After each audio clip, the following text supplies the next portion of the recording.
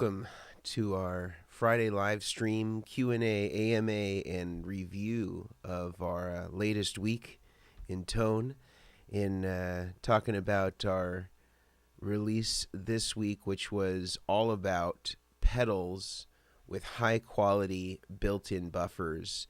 And so we're going to talk more about some of the things that came up over the course of the week and the comments and things like that. And I think there's actually a lot of fruitful comments that were mentioned throughout the week, and so I want to kind of cover some of those things and some of the questions and sort of obvious places where people went wrong, and try to address some of that. So anybody who watched that and then wants a little bit more information on the back end, they can get that.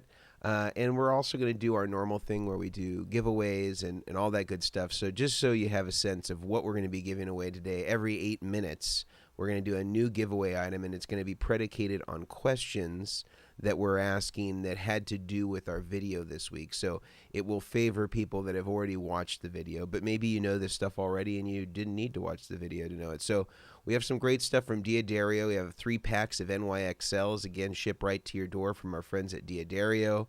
We have a True Tone milliamp reader, which is a great thing to have. If you're building a pedal board, you need to know how much current your pedals are drawing. You can test that in addition to testing your cables. We have a Bestronix instrument cable. This is all with Neutrik ends, really high quality, low noise, shielded cable, great instrument cable. I really love it as an output cable from my pedal board. We also have the Diodario Pro Plus capo, great capo. If you need to have a capo on your guitar, this is definitely one that's, I think, a great value, but also just works great. And then lastly, we have a True Tone One Spot. This is a great asset just to have if you need a standalone power supply. You always need a wall wart. You can never have too many. I always find I want to just have a single wall wart to power something. They're just good to have around just when you need them. Not necessarily to power your whole rig, but just something to have if you have an individual pedal. So this is what we're going to be giving away every 8 minutes or so. So just be aware of that. And if you answer the question that we put up on the screen correctly and you're the first person to answer it, you will get to win one of those items, and we'll kind of mix them up and have plenty of opportunities for people to win. So I'm going to put this on the screen, our giveaway clock. I'll make it a little smaller. And every 8 minutes, we're going to do a giveaway.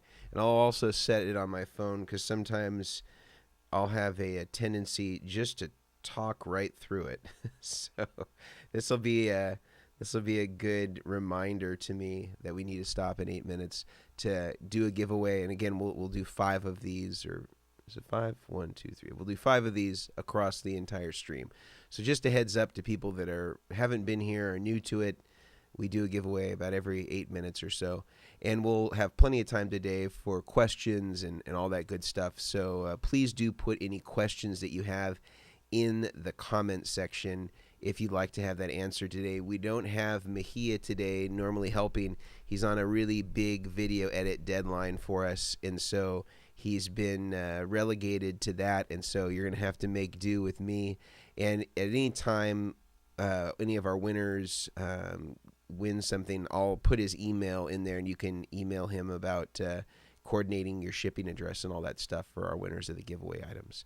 So let's get right into it. So this week we did a video about pedals with high quality buffers, and this was something that was a response to a lot of folks either, one, don't have the dough to go out and buy separate individual buffers for their rig, for the input or the output, or a dual buffer like the Mesa Boogie Highwire where both the buffers are inside one box, or they don't have space on their pedal board in order to accommodate an additional box or 2 additional boxes depending on what their size of their pedal board is and what their real estate on the pedal board looks like. And thirdly, some of us don't have enough power supply outputs in order to facilitate all these different pedals to be on there. Maybe we only have 8 outputs on our power supply. We're already maxed out. So the intent with the video was to give people an idea of pedals that would kind of double as not only great pedals at whatever their given purpose was, but also act as great buffers in the same exact pedal. And so we created a really cool list. And if you didn't get a chance to look at it, the list is it's a running list. So this is something that will continue to evolve over time. But I'm just going to show you here real quick. I created this list, and again, we're going to continue to evolve it, but I started to list all the pedals that I could find that met the criteria of what we considered to be a ideal input and output impedance. And again, we kind of use the range of a 1 meg input impedance, and that's kind of matching the pickups with what they would ordinarily see when you plug into an ordinary tube amp. It's almost always 1 meg. There was a few exceptions with Gibson amplifiers and stuff like that, but for the most part, you're almost always looking at 1 meg. And then the output impedance is really, you want to get as close to 0 as possible, but reasonably 1 to 200 ohms is ideal. And so I went through and I looked at pedals that had this specification, and particularly focused on pedals where you would normally find them on the input of the system to act as your input buffer, or on the output of the system, the very last pedal, to drive that line back to your amplifier. And so most of the stuff that's listed here is all available to be in those types of positions. And I'm going to throw this link in the comments right now. So if you're curious about this list, and again, we'll evolve it over time, you can always go and check it out. You can see what's on there. You can see if maybe you already own some of these pedals, or if you're considering something like a tuner or a boost up in front or something like that that could double as a buffer and whatever the function of the pedal is, you could use that. Equally, if you have something at the end of the chain that you want to double up as a buffer, like some sort of delay or a reverb or something like that, there's plenty of choices there. There's a lot of great quality stuff. So I highly recommend that you look there. I'll continue to add to the list as we find more things, but just wanted to kind of give you a overview of where we're going to be storing this information. You can go to that link anytime. It's also in the video. So if you lose that link, you can always reference the video. You'll be able to find exactly where we're including all of the pedals that meet that criteria on there. So with that said, one company that I think always knocks it out of the park here in terms of pretty much every pedal that they make has a buffered option, and it meets this criteria, is Strymon. Pretty much every pedal that they make has the ability to be able to be buffered, and it has that 1 meg input impedance and has that 100 ohm output impedance. Now the challenge is something like, let's say for example, you got, I don't know, an overdrive, like what would be an example of a Strymon overdrive? They have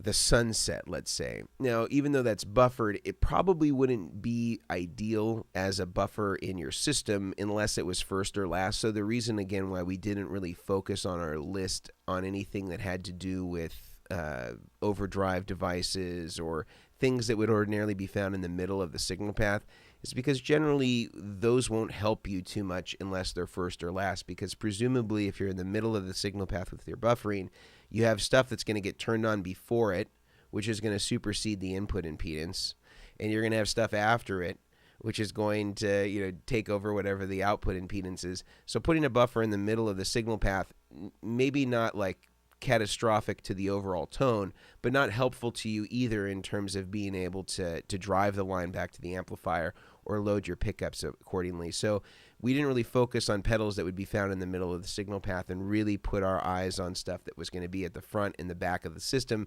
because in a dual buffer system, that's where the buffers would ordinarily live, pending that you have a high impedance or an impedance sensitive device, like something from our buddy Scotty Smith and one of his amazing fuzz pedals. You wouldn't want to put that after a buffer typically, unless you want the sound of the pedal to be destroyed. And this would be true of any fuzz pedal, like a fuzz face, anything like that. It's a treble booster. These typically are not going to be devices that you want to have after a fuzz. And if you're curious about signal path stuff, we have a great video on signal paths that you can see kind of what our recommended placement is of impedance sensitive devices, identifying what those are relative to other types of pedals, where they would go in the signal path, where your buffering would fit in, and then where some of the variable placements are depending on what your particular setup is. So that's one thing about overdrives. Another thing that came up, and we're coming up on 1 minute, so I just want to kind of get through this quick little part first. One other contingency that some people asked about was loopers. What happens if you have something like a ditto looper or something like that, and where would that go?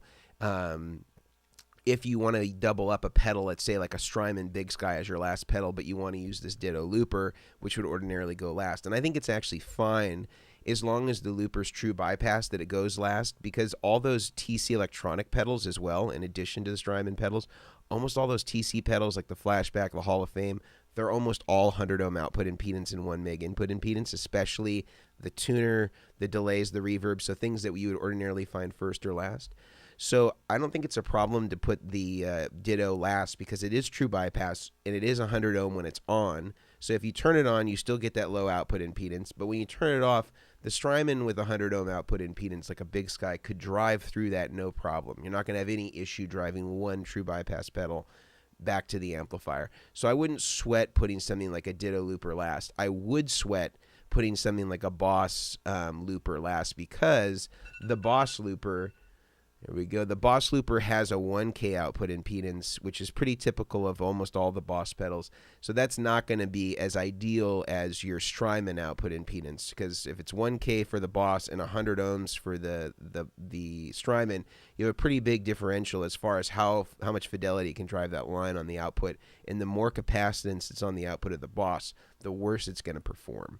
So I think all things being equal, if you have a Strymon Big Sky, utilize the quality of that buffer. Don't override it by something that's inferior after it. And if you choose to use a looper, use something that's true bypass. So it's time for our very first question for the giveaway as we eclipsed 8 minutes. So the first item that we're going to be giving away today is a milliamp reader from our friends over at TrueTone. This is a great tool to have for your pedal board. I always love using them because I used to have to jig up these things to figure out how to see how I could combine pedals if I didn't want to exceed the total current of maybe an output, if I was going to daisy chain a few items or something like that. This takes all the guesswork out of it. This allows you to also test your cables, which is a nice thing to be able to have. So really cool device to have for your pedal board. If you're building your pedal board, you want to see where you are. Always good to know how much current you're drawing. First person to answer this correctly in the chat will win that milliamp reader. We'll ship it right to your door. First question is, name 3 pedals that have high quality buffers that we mentioned in our video or in our list of pedals. This should be easy because we literally just talked about it. So name 3 pedals that would meet this criteria for a high quality buffer. 3 pedals. And I'm monitoring the chat here. Let's see who's first in line. Name 3 pedals.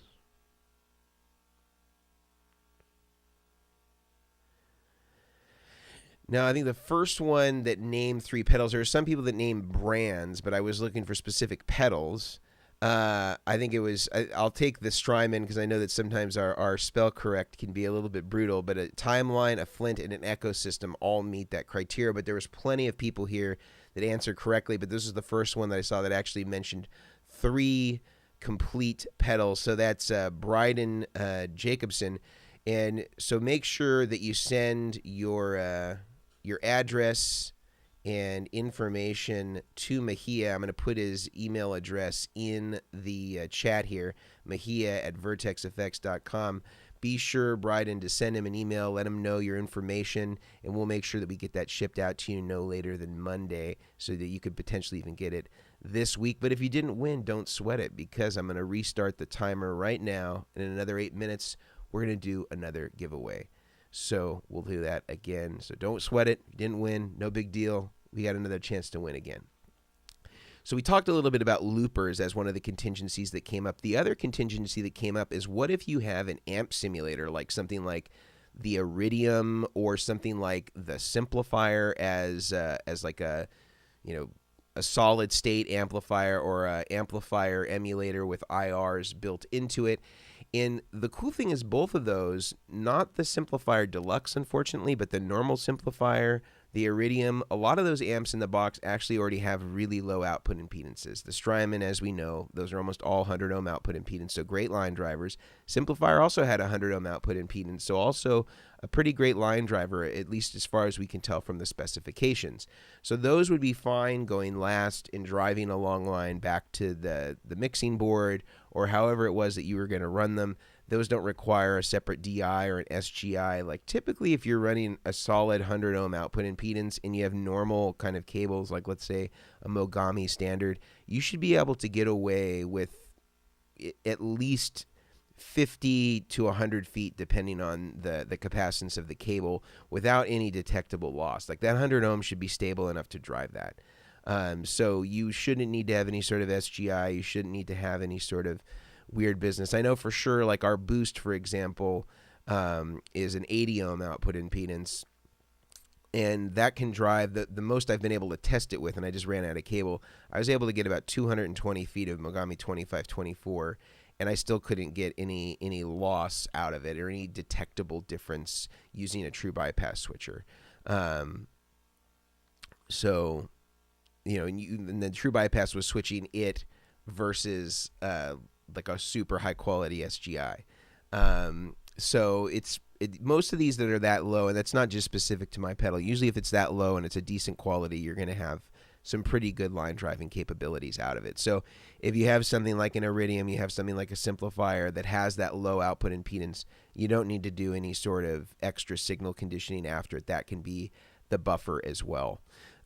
Also, another thing that some people mentioned is they suggested a few pedals that I didn't know were in that specification. And if any point you have any pedals that are in that specification, definitely do let us know, because we want to add to this list and have it be as complete as possible. We know that pedals are releasing every day, so this presumably will be modified over time as more pedals come out. But one that I had no idea about was these Laney pedals, the Black Country Customs. They have a chorus that meets that criteria. They have a reverb that meets that criteria. They have some really cool stuff. I think they even had a boost that met that criteria, but they have some cool stuff that was all in that specification. I definitely want to check out those pedals. I haven't got a chance to see them yet, but those all met that criteria. And although this wasn't a standalone pedal, it was designed for being a buffer explicitly. Somebody hit me to this Carl Martin Buff Deluxe, and although this isn't a pedal that's designed to do something else and also has a built-in buffer, it's just explicitly a buffer. It's very similar to kind of the design style of the Mesa Boogie Highwire, where it's got a dual buffer and a tuner out. So this is going to be something that we're actually going to add to our list of buffers pending a test. I already ordered one so that I can double check it here, but it looks very promising as an alternative dual buffer if you don't want to get the Mesa Boogie one. The specs look very good, very promising, and it has two buffers that you can patch into inside of it. So that is a cool feature that I'm definitely excited about. Really interested to see how this does as an alternative that we could add to our list of approved buffers that are already pre-made. So that's a pretty cool thing. So we had some different devices here that we added to the list. Again, before we get into some of the questions and comments, I just want to remind people, and I'm going to throw this again in the chat, that we have a list of buffers that we have that are approved buffers. I'll show you again. And we basically go through, we categorize them by brand and then alphabetically within the brand, so you can see what meets this criteria of a 1 meg input impedance and roughly 100 to 200 ohm output impedance. And one piece of confusion that is still seeming to happen, and again, I'm sure that we'll have to say it 100 times before it really gets solidified, at least for our audience, is that some people confuse the input and output impedance as two different devices. So they think that the input impedance is only specific to the input buffer and the output impedance is only specific to the output buffer, or they look at them as two different things. Every pedal has an input impedance, every pedal has an output impedance in the same pedal. So what we're looking for is something that has 1 meg on the input and 100 ohm on the output. And this isn't two separate devices, it's within the same device. So every pedal has that. Now, some pedals that are true bypass, they only exhibit those input and output impedances when they're on, whereas buffered pedals exhibit those impedances all the time. you want to make sure that your input buffer and your output buffer have that same spec. Now, if you had to optimize for one or the other, input impedance or output impedance, for the input buffer, the input impedance is more important because the real job there is loading the pickups. Hopefully it's converting it to a nice low output impedance. But if you're turning on a lot of pedals, sometimes you could get away with 1K maybe. But on the output impedance, the input impedance isn't so critical. Or sorry, on the output buffer, the input impedance isn't so critical because you're probably playing impedance leapfrog all over your pedal board depending on what combination of pedals are on. But you really want to make sure that your output impedance is super low because you're driving that long line back to your amp. And typically our longest cable in the entire run from the guitar to the pedal board is usually the last cable because our amplifier is usually the furthest away from us. So that's at least a 20-foot cable in most cases. So having that real low output impedance is super critical and super helpful.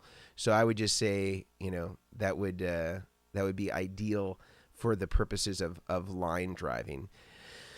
But please do tell me your questions on this. And again, if you have any suggestions of pedals that meet this criteria that would be a good candidate for an input buffer and output buffer, please put that in the comments because I would love to add to this list. I would love to be able to have this be just a go-to list that people could go to. They could look at it. They could look up what might work for them. Maybe they have some of these. Maybe they don't have any of these, but they want to buy a reverb or they want to buy a new tuner and they want something that they know is going to meet the criteria.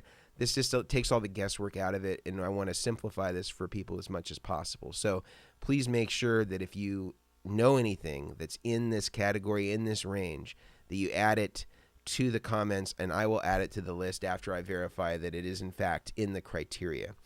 But we got another giveaway in about 40 seconds. I'm going to stop the clock a little bit early because I think this is a good time before we break off into more of the standard Q&A, AMA section of the stream. So I'm going to stop it here, drag it to 0, and we'll do our second question for today. And again, the way that this works, question's going to come up on the screen. First person to answer it correctly in the chat is going to win this item. And our next item is going to be NYXL 10s. So this is a 3-pack from Diodario. I love this string. I just restrung my Les Paul last night with them, a Strat last night with them. Great strings, really dig them. Sound great, feel great, last a pretty good amount of time, and that's always important because if you're playing your guitar a lot, you're going to run through strings quick.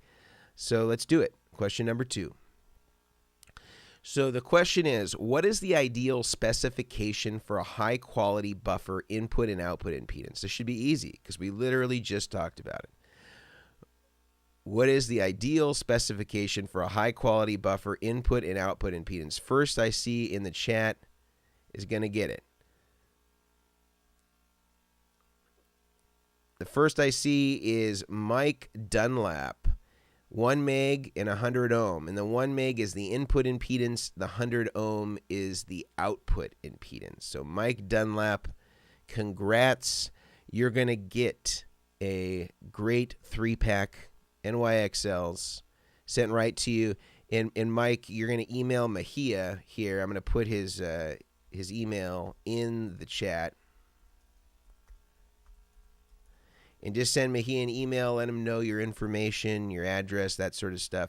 If you're not Mike Dunlap, don't email him about it. And Mike, just let him know that you won the 3-pack of Diodario so he knows what stuff to send you. And that'll just help it be nice and clear. But if you didn't win, no big deal because I'm going to restart the clock. In 8 minutes, we're going to do another giveaway. We have plenty more stuff to give away. So stay here, hang out, and put your questions in the chat below because we're going to reserve this kind of last 30-ish minutes or so for all Q&A stuff. So you can put your pedal board questions here. You can do stuff about buffers, stuff about cables, anything that you think that I could contribute, I will do my best to answer for you. And we'll go from there. So let's start with Kingsley. How you doing, buddy? I want to know how much volume pots, 250K versus 500K, make a difference in guitar tone. Do I need to upgrade to a 500K pot with a humbucker if I have a good input buffer? Well, if you already have an input buffer, you actually want to go as low of impedance as possible. So it's always a compromise with the volume pedals, especially if they're not being driven by anything except your guitar pickups. And our industry is kind of settled on 250K as being kind of the general space where you would have a passive pickup loading from a volume pot. So this has kind of been the standard. Most Ernie balls are 250K. Most of the Boss high impedance ones are 250K. But if you're buffered, you really want to go as low as possible. And in our industry, usually the lowest impedance you'll find is around 20 to 25K. Most expression pots are maybe 10K. So I've seen guys break into the expression pots and use those as volume pedals. The problem is those are typically not audio tapers, so the taper can be a little odd or unusual under your foot. But I would say if you're buffered and you're already low Z at that point, and Z is just an abbreviation for impedance, I would say go to a 25K or a low impedance volume pedal. So if it's a Boss, it'd be like an FV500L or FV50L or FV30L, or if it's an Ernie ball, they call it the active volume pedal, but I think that they just mean it's for active pickups, which means that they're already buffered, and that's a 25K. So that's what I would do, Kingsley, for that. All right. Any thoughts on the DC out available in some tuners, 200 milliamps or something like that? Are these isolated? Typically, they're just taking whatever the input is, so like whatever the current is that's coming on the input, and then they're just paralleling it out. So it would be typically more determined on what the input would be, or the current input would be, or the current available that's coming in on the input, and then it's just splitting that out, just like a daisy chain. So it's almost like a through, and maybe they put some filtering on it or something like that to help maybe filter out any sort of issues with noise to the degree that it's possible from an external pedal. But I typically wouldn't rely on those unless it's to do some really low powered analog stuff. I wouldn't use it to power anything of significance. And for a lot of those old school tuners like the Bosses, they were using these daisy chains, and that was the start of the daisy chain, and they would use it to kind of go off of the tuner. So I would say that it maybe became an expectation for people to have that on a tuner, but I wouldn't use that as a reliable substitute for a quality isolated supply. And Reg, I'm very happy to do it. Yeah, I'm glad. Gear Junkie 35, thanks for the magic buffer numbers. Did the research, and the B pedals do not have the golden ratio in most of the stereo out pedals. Thank you. Thanks for the knowledge as always. And we got, again, pedal celebrity Scotty Smith. Welcome, Scotty. Hey, Moises from the Philippines. All right. Any comments on my volts 5-volt USB to 9-volt cables to power additional pedals? My volts, maybe, I'm not sure what this means, to USB to 9-volt cables to power any additional pedals. I'm not sure, Fernando, can you clarify this question? Because I'm having difficulty understanding what you're asking. So put it again in the comments below, and we'll answer it. Are buffers only useful in long cable runs? Well, they're useful for that, but they're also useful in terms of, as we talked about on the input buffer in particular, loading those pickups. And we really, if we expect our pickup to react the same as it would if it was plugged into your ordinary tube amp, it's important that you provide that loading that really mirrors what the pickups are used to seeing. So if you go with just any old pedal, let's say, you could have stuff really low, like, I don't know, some stuff could be 10K, could be lower on the input impedance. And so you can either get a really loaded down sound, or it could be really unloaded. Let's say you have a 10 meg input impedance. You have this really unloaded sound compared to what you're used to. So it all depends on what you're going for. Like, to me, the reference that I always want to represent is guitar, 10-foot cable into the amplifier. That's the sound that I want if everything is bypassed on the pedal board. And so if that's what your expectation is as far as what the sound is going to represent, then having the high-quality input and output buffer is imperative to get you there. Now, some people don't like the sound of their amplifier with a 10-foot cord in front of it, and so they may want to start playing games with input impedances or output impedances, or where the buffers are, if they even have a buffer. But my contention is that you always want to have the variables of the sound in your control.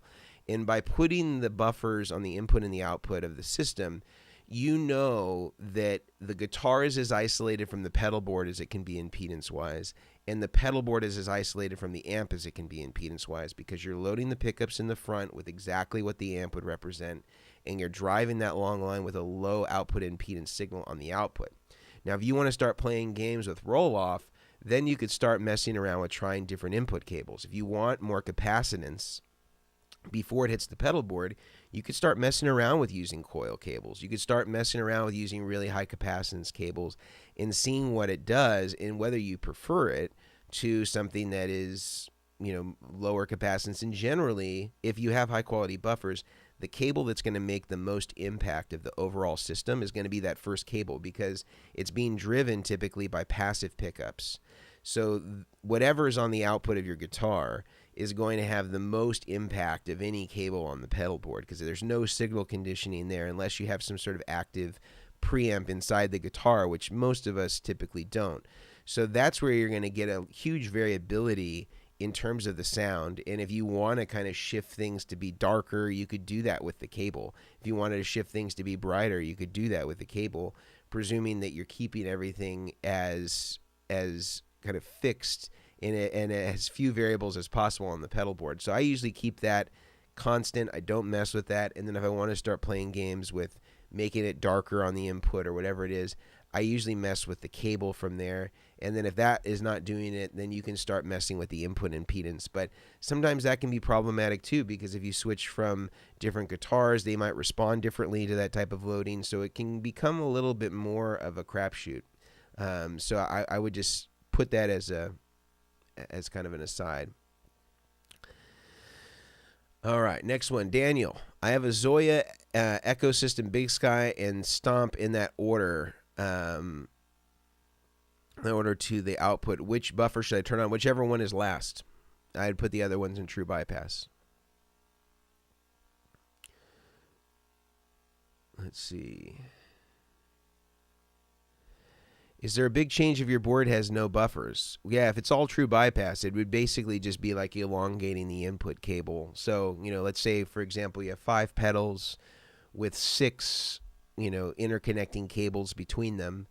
You're basically getting your input cable capacitance, plus, if they're all in bypass, the capacitance of all the interconnections, plus the wiring from the jack to the foot switch to the other jack, the input jack to foot switch to output jack when it's in true bypass, plus whatever you have going back to the amplifier. So you have all of that capacitance in a row. So it's basically just like using a much longer cable. And so it would have that similar impact depending on how many connections there are, how many foot switches there are, and the capacitance of all of those connections, and then what that adds up to. So maybe in really small rigs, if you're used to a 30 or 40 foot cable, you may not notice that much difference if you're running through some pedals with maybe shorter cables that roughly approximate that same length. But I would say if you notice that there's a big difference and you notice that your dynamics are kind of dull, then that would be certainly a case where you want to start involving some buffers. All right. It is time for our next giveaway question. This is question number 3. So again, the way this is going to work, you're going to put your answer in the comments below. First person to answer it correctly is going to win. And for the next giveaway item, we're going to be giving away a Diodario Pro Plus capo, great capo. If you need to move up that where your nut would presumably be, this is a great way to do it. All right. Question is, how do you determine if a pedal is a good fit for your amplifier effects loop in terms of the specification? I just want you to tell me one thing. You don't have to tell me a bunch of things. Just tell me one thing that you could do to determine if a pedal is a good fit for your amplifier effects loop. What is one thing that you could do if you were wanted to determine if a pedal is a good fit for your amplifier effects loop?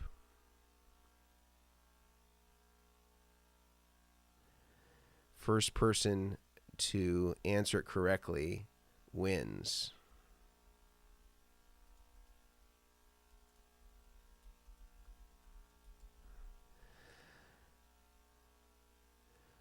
How do you determine if a pedal is a good fit for your amplifier effects loop?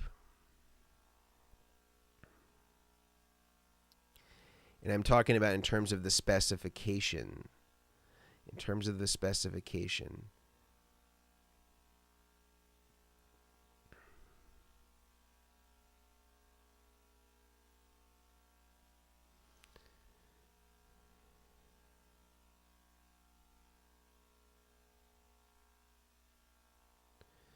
How do you determine if a pedal is a good fit for your amplifier in the effects loop in terms of its specification? What's one thing that we could look for? And I'm thinking more in terms of, so I think the first person that's gotten close to it, I would say, is Bendeguz. And I'm sorry if I've said this incorrectly, but it is if it can take a hotter signal, because a lot of our effects loops, there are no standards for amplifier effects loops, by the way, and I've said it a few times in some of our videos. There's no standard that we've established, but basically for most of our effects loops, they're typically line level, so they're coming out around +4, but most of our pedals are -20. So if you put, let's say, an ordinary guitar delay, let's say a carbon copy, in the loop of a effects loop that's coming out line level, it's just going to clip the crap out of that pedal because it's going to slam the input so hard that it's not going to be that functional. Now, some amplifiers do have compensations where you can select, let's say, between +4 and -10 or +4 and -20. And so you can select that. Others of them have buffers where you can adjust that send level and the return level. But I think that this is the closest that we've gotten to that. So this is our winner. I'm going to put Mejia's email in the chat. And Bendeguz, you won. So congratulations. I think this is the closest answer that we got. And maybe we'll have to rework some of our questioning next time because maybe it was too confusing the way that it was worded. So I will take partial responsibility for that not going as smoothly as we would have hoped. But that may also tell me that we need to do more work on effects loop related stuff for future videos so that everybody feels really confident about that. Let's go back to some questions. All right. What do you think about the buffers in Boss pedals? They need another extra, maybe just extra buffer. So we have a lot of videos that talk about this. I think that if you have a Boss pedal, you don't need to freak out or anything like that. I use them on my pedal board, and I like the way that they sound. I think as far as using them as a buffer, they're not great at that. I don't think that that was the design intent. The buffers in them have been pretty much the same for 30 or more years. There hasn't been a lot of evolution of the buffer. And there's often not just one buffer in there. In most Boss pedals, there's a JFET input buffer and there's a BJT output buffer, sometimes more. So at minimum, every Boss pedal is pretty much 2 buffers, maybe more, depending if it's stereo or the design itself. Now, this can be problematic if you have a lot of them in series. They tend to attenuate the signal, and for each one that you run into, you get a little bit more noise. And I did some videos where I showed this test that Brian Wampler was doing using some white paper from Jack Orman, and was showing the consequence of like 5 Boss pedals in series versus 5 true bypass pedals in series, really looking at the response, but also looking at the noise floor. And so there's some real problems there. I think if you're using them too many of them, it can be problematic. So I would say I wouldn't rely on them as your buffer, but they can be great pedals, and I use them on my pedal board. I think that they can sound great. I just think you have to be judicious with where you use them and how many of them that you use. All right, I have 2 power supplies on my pedal board. Is there a safe way to power them both with one IEC cable? I can't get into any sort of, oh, and I need to restart our clock. Sorry, guys. And I'll fast forward it to, let's do 5 minutes since I kind of talked for a little while. So you have 2 power supplies. Is it safe to run them both with one IC cable? Yeah, so I can't really get into any mods to AC related stuff, and I've just been advised that it is not a thing to talk about as far as a DIY component to our videos, because if somebody were to electrocute themselves, they could definitely hurt themselves. What I will say is you can buy IEC Y cables, where it's like one cable in the wall that splits out to two IEC ends. And you can get those on Amazon, or I'm sure plenty of different places. So I would look there, so that you just have to carry around one cable. It is possible to modify them to do it. I just can't really get into the specifics of how I would do that. And you can see in some of our rigs, you might get a sense of how to do it if you're looking at how we're combining two power supplies. So I would suggest looking there, but I can't get into any of the AC type modifications again, because there is some danger there if you were to do that incorrectly, and the voltage is a lot higher than 9 volts. And Scotty Smith reinforcing it here. Thank you, Scotty, for chiming in. I have a Boss CS3 at the beginning and a TC Electronic Hall of Fame, but I use 20 pedals on my board, and I have a Tumnus Deluxe buffered and the JHS Prestige also buffered. Are those affecting my sound? Well, I mean, I think that any buffer or any pedal on is going to affect the sound. I think the question is are you testing it to see how much impact the pedal board is having on the overall tone? Normally, when we test pedal boards, we'll put the whole pedal board in a true bypass loop, and then we'll just A/B it. So it's just, guitar into the true bypass looper, send and return of the true bypass looper is the pedal board, and then output goes to the amp. And we just leave everything in bypass. We bring in the pedal board, and we can tell pretty quickly if there's a big noise floor difference. We can tell pretty quickly if there is a sonic dynamic response difference. And sometimes that will mean that we'll have to go in and maybe true bypass convert some of our buffers. Typically, we'll start with Boss ones because there's easy kits that you can retrofit those with, where you can just install it in the battery compartment and you can turn a Boss pedal into true bypass, which is nice. But that's one way that I would kind of do a smell test to the entire rig, is put it in a true bypass loop, bypass it, see what the amp sounds like, then bring it in with everything in bypass on the board, see how much it's affecting it, because you may find that these buffers are not sufficient for what you're doing, or you may find that they are. I'm pretty sure that the CS3 is not going to be a 1 meg input impedance. Most of the kind of Ross style compressors are much lower than that, but could be wrong on the CS3. Don't know. All right. Yeah, guys at True Tone are awesome. They are awesome guys. Very cool dudes. Boss DD500, 100 meg? Wow. I thought it was more like, I don't know. I think it's probably 1 meg. I think it's probably 1 meg. And I bet the output impedance is 1K. Let's go to... What's my favorite fretboard cleaner? I don't know. I don't really use it. Most of my guitars kind of, my hands are pretty oily naturally, so I don't really have to. They'll get a little grimy, and I'll just kind of wipe it away with just I don't know, whatever the polishes that Diodario sends us. Yeah, I don't have anything other than Diodario that I really use to do any guitar maintenance. No job opening, Steve, but you can always send us a resume, because I will say that we've always hired people off of resumes that maybe were dormant for months or 6 months, and those are the first people we usually look at or interview when there is an opening. So I would say submit you can send it to Mejia, who we've been putting his email in the comments. Send a resume there, and we'll keep it on file. If there is an opening, we'll let you know. All right. I looked at the input and output on the Peterson Strobostomp in the manual, but couldn't find any stats. Yeah, this is a common thing that I think is problematic, because a lot of companies will boast about their buffer quality, and then they will say nothing about it.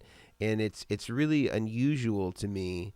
And I've used the analogy of, if you market a vehicle that is said to be the safest car and can withstand any sort of crash, and then you don't say anything about the crash test ratings and how it did when it was being tested.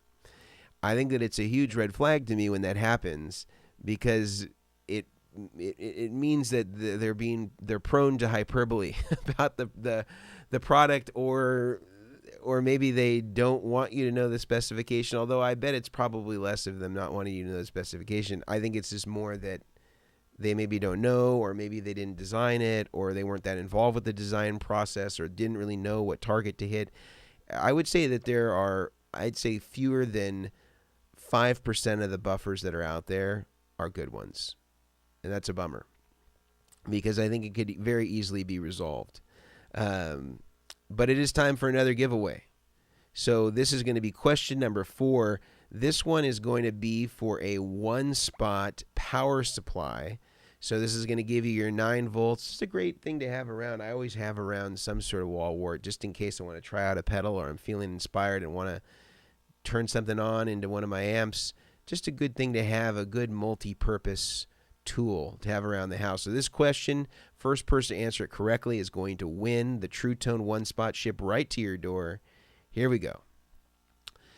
What is an example of a pedal type that is good to double as your output buffer? So another way to say this might be, what is an ideal candidate of a pedal type? So like a genre of pedal, like overdrive, boost, whatever, would be good to use, or an ideal pedal to use as an output buffer if you were going to double it up. And I think we got one right off the bat from Vince, as the Big Sky would be a great one. And this is a reverb, but really any reverb could be great. Any boost could be great. Any delay could be great that meets that specification of a 100 ohm output impedance. What else could be good? Amplifier simulation like an Iridium could be great. Even a stereo chorus. Some of those stereo choruses have really low output impedances. Eric Johnson typically uses a stereo chorus last. So shout out to Vince. Vince, make sure that you email Mejia, and I'm going to put his email address in the chat here so you can hit him up, so that we make sure that we get you that 1-spot. Vince, you've been cleaning up lately, buddy. You've gotten a lot of good stuff. But you got to answer the questions correctly and fast. And Vince has got marathon runner or sprinter keystrokes on his computer there. Okay, let's keep going. All right. This is from Total Evo. I was going to say, too, the synesthesia, I always want to call it anesthesia, is close to a good last pedal, but the output impedance is 500 ohms. The collider is also in the 1 meg, and the output is 600 ohms. I mean, let me put it this way. Those are going to be better than a lot of pedals, but if you really want it to be like 100%, know that you're going to be able to drive 50 or more feet with no issue. The lower you go, the better. I don't think like this is going to be catastrophic, and for a lot of us, maybe if we're running 20 foot of low capacitance, you might be able to get away with 500 ohms, no problem. So I would say if you're really concerned about the output impedance in the spec, just test it. Do the trick that I talked about, where you put the whole board in a true bypass looper. I'm going to restart the clock here. You put the whole board in a true bypass looper. You see how it sounds. If it's not sounding as good, then you can start messing with putting in other buffers. Try adding a lower output impedance buffer to it. See what that does. See if you don't have a good high-quality input buffer, try putting in a high-quality input buffer. If you have lots of buffers in between your high-quality input and output buffer, see what happens if you just substitute a true bypass pedal in there. Just put it in its place. This is a temporary test. It doesn't even need to mean that you put it there. And then that might tell you, okay, maybe I need to mod these Boss pedals for true bypass, or I need to mod 1 or 2 of them to get the noise floor down to where I want it. So these could all be things that you start experimenting with, and that's the same procedure that we would take if we were building a pedal board that had this symptom. All right. Hey, Mason, I have an HX Effects-based pedal board, and I get a lot of gain noise when the foot switcher for the Marshall head is plugged into the HX Effects. Well, I guess that if they're compatible for a function switch of the Marshall foot switch, I'm presuming that they're compatible. I've seen a couple of issues here. There was a guy the other day that I was doing some troubleshooting with in one of our consults, and he was having this noise issue, and he was using accidentally, inadvertently, a speaker cable to be his foot switch cable. So I'd say check that first to make sure that it actually is the proper type of cable. It may be TRS on some devices. It may just be an ordinary guitar cable. That would be the first thing that I would check out. And then you want to make sure that if, like on switchers that do this, you can set the type of thing that it's doing, if it's just a latching thing or whatever the style of foot switch is, so that it's compatible with your switcher. So I would look into those things first, make sure you have the right cable, make sure that it's working, it's nice and shielded. If it's TRS, that can be a little bit harder to test. You could always buzz that out with a multimeter, but if it's just a normal guitar cable, test it with your guitar, make sure there's just no issues with the cable first before you introduce it into the system. Do you need buffers for pedals in an effects loop? Well, typically those pedals are mostly on, so they're buffered whether they're true bypass or not. Because remember, any pedal that's on is buffering. Any pedal. So guys that say, I don't like buffers. I never use them. But they have, 5 or 10 pedals. Well, they like buffers, or they're using buffers, because any pedal that they turn on is a buffer. So usually people that have bad experiences with buffers, they've either they treat all buffers as though they're the same thing. An analogy that I've used is that when we say, well, I have an overdrive, we don't presume that every overdrive is a clon.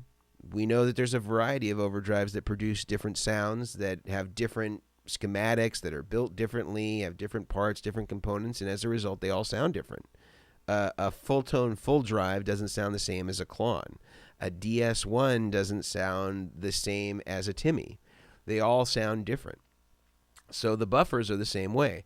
There are different design approaches. There are different philosophies. There are different input and output impedances. So for just saying blanketly, I hate buffers, usually those people don't realize that every pedal turned on is a buffer, true bypass or not, and their experience with buffers may be limited to a specific time and place where they tried a buffer and they've represented that as every buffer that they've always tried. It would be like if you had gas station sushi from 7-Eleven and you said, well, I hate sushi because I had it at 7-Eleven and I got food poisoning, or it really sucked. And so when you got invited by your girlfriend to go to Nobu and you're like, no, I don't do sushi because my experience was colored by this one time that I had bad sushi at a 7-Eleven. So we don't want to use inferior examples to represent the high quality example. So I would just put that as an aside. But back to the buffers in an effects loop, I would say you want to have a buffered effects loop.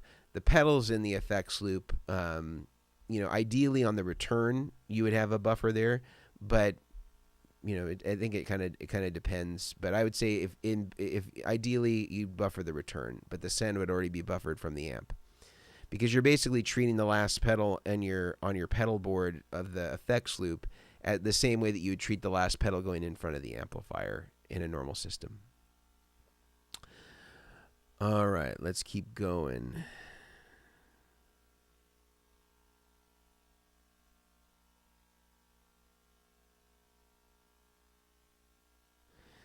Is a compressor pedal essential for a beginner's board?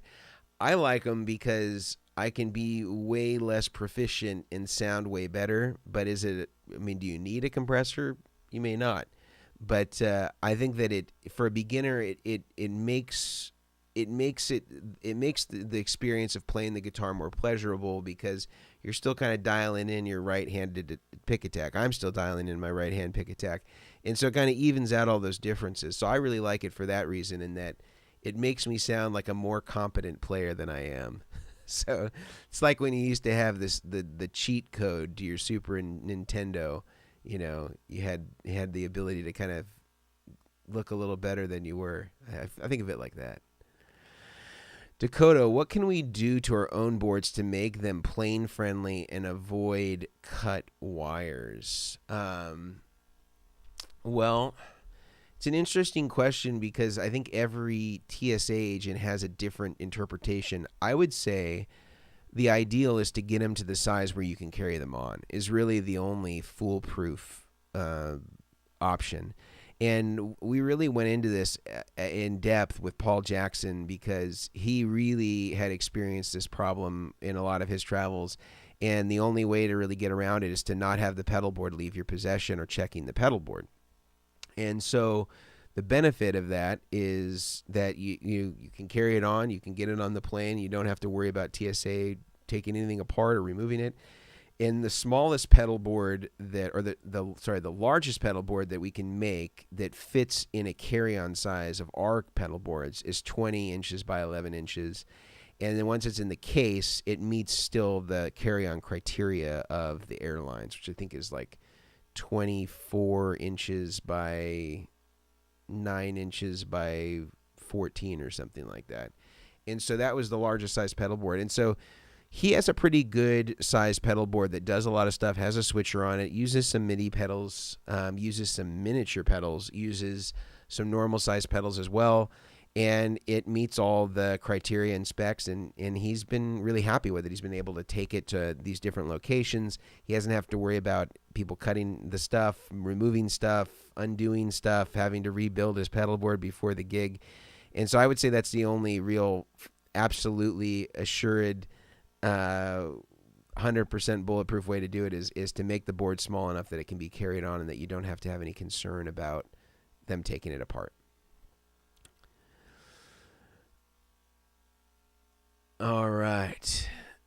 We'll do one more question and then go to our last giveaway. So this is from Mason Norman. Hey, Mason. I'm also Mason. I want to ask you about my board. I'm using a Boss Katana MK2 Mark II 50. What's the best way to get good reverb and echo sounds in the front? Well, I think that the Katana has some of those effects built in, but if you wanted to get reverb and echo sounds, you're going to need a reverb and delay pedal. And you could actually look at the list that we put up, and it has some reverb and echo pedals that actually have good buffers in them, coincidentally, that you could use to condition your rig and get everything you need out of it. So I would suggest starting there. You also went on to say my board is 5 pedals, so nothing complicated, but my delay and reverb sound garbage at the moment. Well, it could also be if you're using a high gain setting on your amplifier, you might be having that experience of people that use high gain amps. They put delays and reverbs in front, and they don't sound so good, so they need to then be in the effects loop. And I don't remember whether the Katana has an effects loop, but you may consider relocating your reverb and delay to the effects loop if it has it, and seeing how that might sound different than just running them straight in front of the amp as an alternative.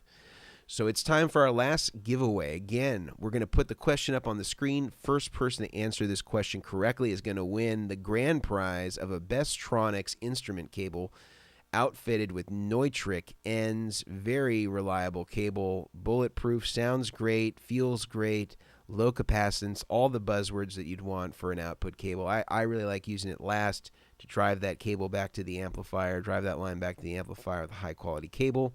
So first person to answer this in the chat wins. Here we go, and I'm going to take off our timer since this is the last question.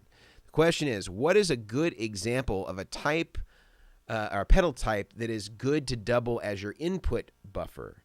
So again, we just did on the last question, what's a great type of pedal to use as an output buffer?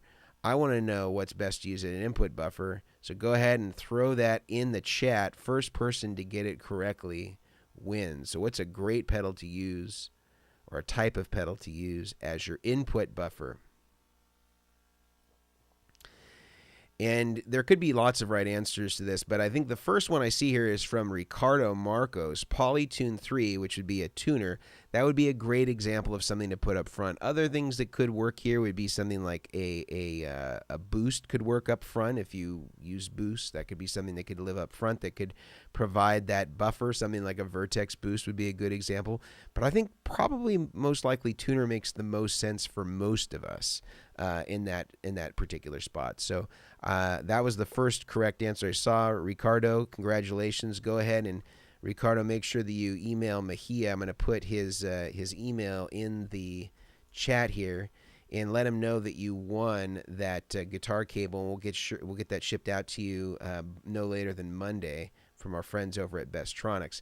But we'll do a few more questions here, and then we'll finish up for the day. And if you didn't get your question answered and you really want to have it answered, I'm still happy to answer it for you. The best thing you can do is find your question in the chat, copy it, paste it into the comments. As soon as I end the stream, you'll be able to paste comments if you can already, and this will just be a good place for you to have it live there. I'll answer it over the course of the weekend so that you can get that answered for you.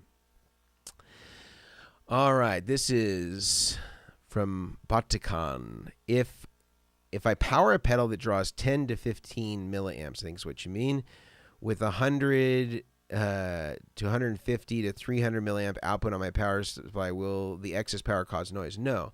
So the pedal's only going to draw what's required. So you just want to make sure that the output isn't less than what the pedal requires. The output can always be more current than the pedal requires, and the pedal will just draw what it needs. So there shouldn't be any concern there. It's different than voltage. On voltage, you don't want to run a 9-volt pedal on 18-volt. But for current, you can always have greater amount of current. And in fact, it's always better to have more current than less available.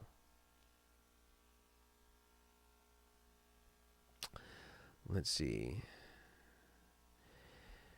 How do buffers help hurt plugged-in acoustic guitars? Same thing, beneficial or not? So typically acoustic guitars already have their own preamps, so they're already buffered at the guitar side already. So that's already resolved. And then normally they're going balanced out, so they're already low impedance. So usually on acoustic rigs, the need for a buffer is typically not there. Just the whole system is generally low impedance and or balanced, and so the need for the buffer is pretty nullified.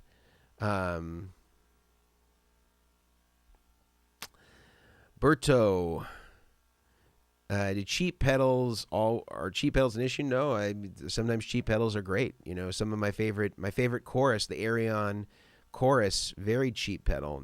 Nothing well made about it, but it sounds incredible. So they can be cool. Norman, I remember you saying if you have germanium effects, they should go in front of the buffer, and that's true. They should go before.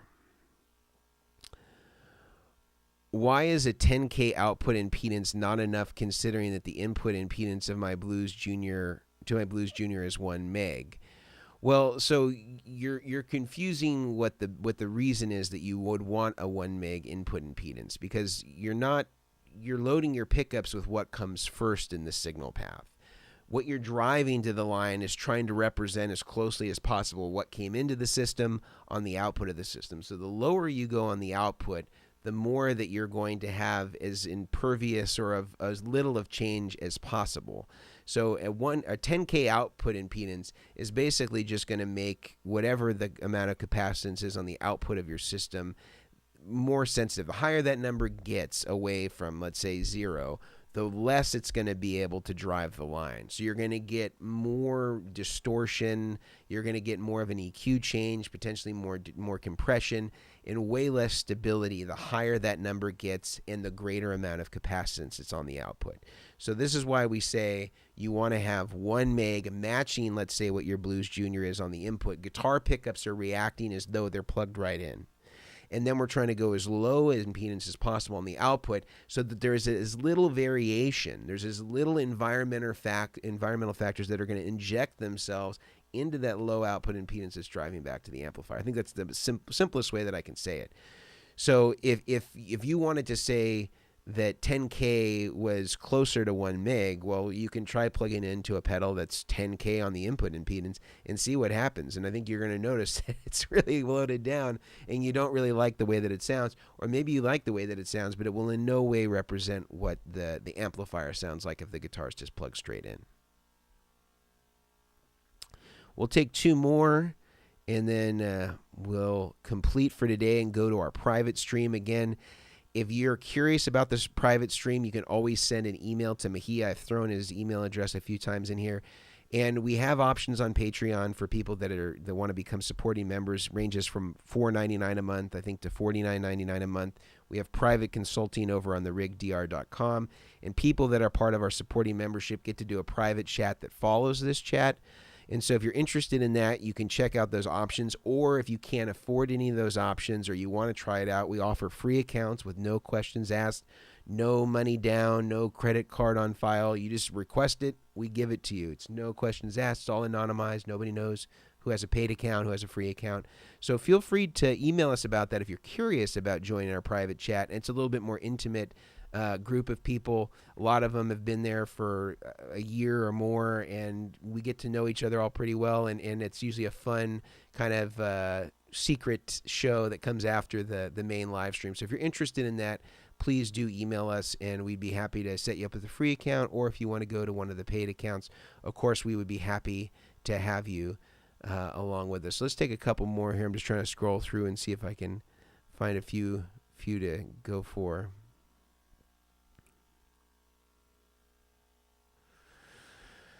How can you tell a speaker cable from an instrument cable? This is a good one.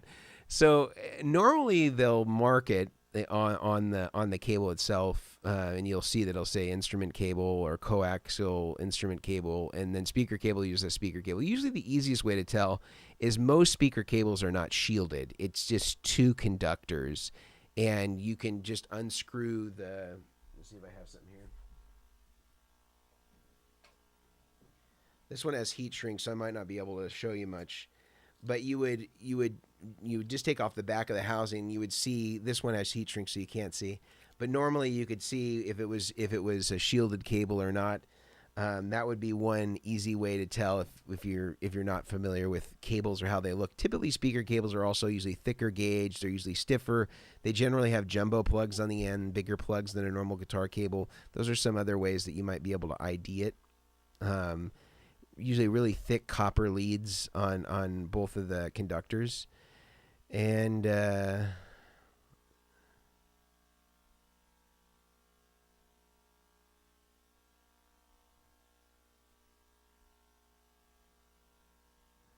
take one more good one.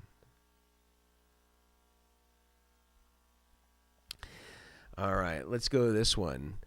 If you want to stack a transparent overdrive, but I don't like tube screamers too much, what would be a good overdrive for it? So you want to stack a transparent overdrive. Well, what do I consider to be a transparent overdrive? I'm looking on my wall here. I mean, nothing is truly transparent. Everything's going to have a color. A lot of people like Timmy's. I think that those are good. Lightspeed is kind of also in that realm. That's also a good kind of pedal. I think that the Morning Glory, the Blues Breaker style stuff is pretty good for that sort of stuff. I think any of those might be good choices. They don't have a lot of gain. I mean, they can get gainy, but they don't have a ton of gain on them. And I think that those are all good choices. That I also really like my Tone Secret. It's a pedal that never really took off for us, but it has some really cool elements and really cool dialable features on it where you can adjust the mid-range like specifically, and so you can get it really in that tube screamer territory, or you can basically have a tube screamer that you scoop all the mids out, and so it can do some interesting things. But I would say those would be my recommendations. But guys, again, I'm sorry that I didn't get to every question. If you again wanted to have your question answered, go find it right now. I'll give you a minute or so to highlight it. And that way, when I end the chat, you can copy and paste that onto the comments section. I will answer it over the course of the weekend or next week. So please do that. Give it a thumbs up if you liked the stream today. That always goes a long way in helping optimize this so other people might see it. Of course, if you want to support us, you can always share this out on your social media, on your Instagram. You can take a screenshot of yourself right now watching it and tag it for your friends. We would, of course, love to have any support that you're willing to give us. And, of course, if you want to support us further, you can always do so on the Patreon page. You can do so over by joining us on the rigdr.com. We offer private consulting and, again, other types of supporting memberships there. Or you can always go to your local dealer and buy a Vertex pedal or any of our pedal boards or accessories over on www.therigdr.com or vertexeffects.com. So thank you to everybody for watching. And if you're a supporting member, we will send you the link for the private stream. And if you want to become a member or be part of the private stream, hit up Mejia with an email. I'll throw his email in the chat one more time. And you can send him an email and request a free account or join us on one of the paid accounts. Thanks, guys. See you later.